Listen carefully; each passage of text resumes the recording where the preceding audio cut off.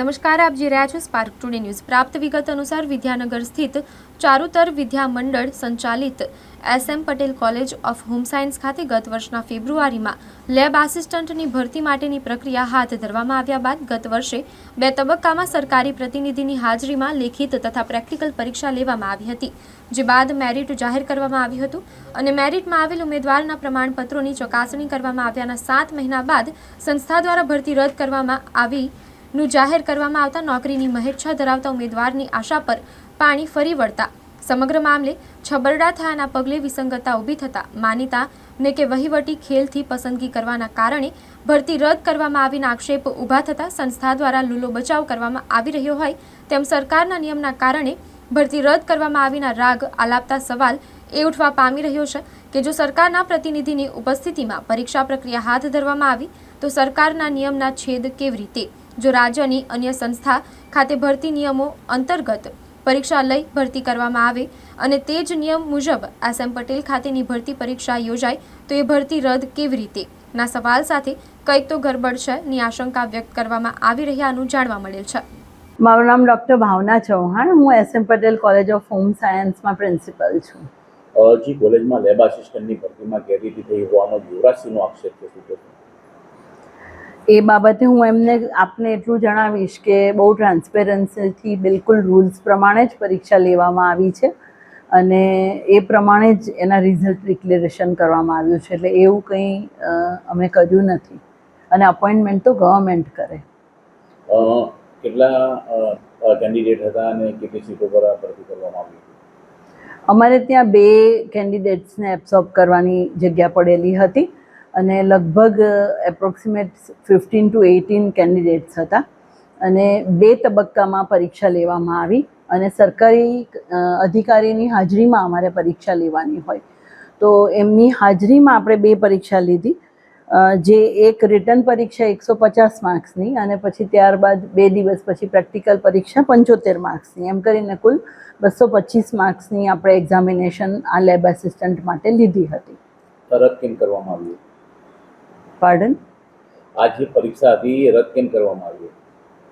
અમે રદ નથી કરી। એટલે કેમ રદ કરી? શું કારણ? અમને સરકારશ્રી તરફથી હમણાં રિસન્ટલી 8/4 એક પત્ર મળ્યો જેની અંદર એવું મેન્શન કરેલું છે કે અમે એમના રૂલ્સ પ્રમાણે પરીક્ષા નથી લીધેલી, એટલે એ રદ કરવામાં આવે છે। કોઈ ચૂક થઈ હોય એવું લાગે છે કે આમાં પ્રક્રિયામાં કે જે પ્રકારે ઉતાવળ કરવામાં આવી હોય કોલેજની ભરતી પ્રક્રિયા હાથ ધરવામાં? ના, અમે બહુ જ એકદમ ધ્યાન રાખીને પરીક્ષા લીધી છે। અમારી પાસે જે રૂલ્સ હતા એ પ્રમાણે મેં કહ્યું એટલા માર્ક્સની પરીક્ષા લીધી છે।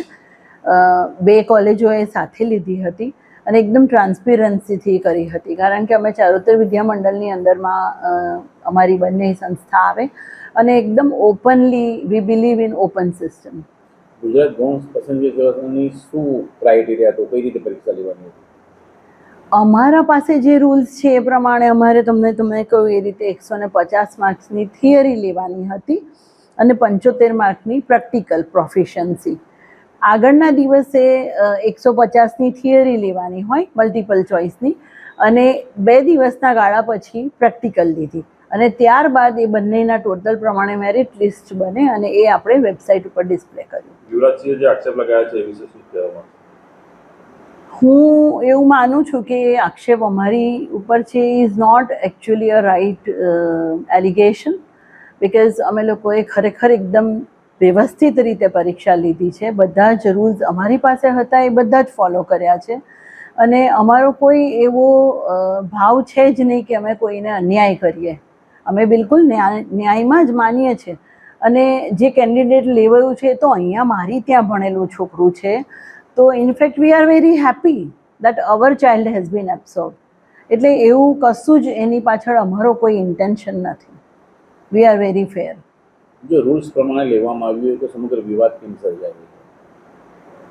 એ તો હવે મને નથી ખબર કે વિવાદ કેમ સમજાયો, પણ હા, આ જે લેટર ગવર્મેન્ટનો આવ્યો એમાં એક વાક્ય મેન્શન કરેલું છે કે એ રૂલ્સ ફોલો નથી થયા, એટલે ઇન બિટવીન રૂલ્સ અમે પરીક્ષા લીધી અને એ જ્યારે રૂલ્સ આવ્યા એની વચ્ચે અગર આવ્યા હોય તો કદાચ જૂના રૂલ્સ ને નવા રૂલ્સ એવું કંઈક હોઈ શકે। પરીક્ષા લેતા પહેલા પણ તમે કોઈ માહિતી મેળવી હતી ગુજરાત પસંદગી સેવા મંડળની કે કઈ રીતે પરીક્ષા લેવી?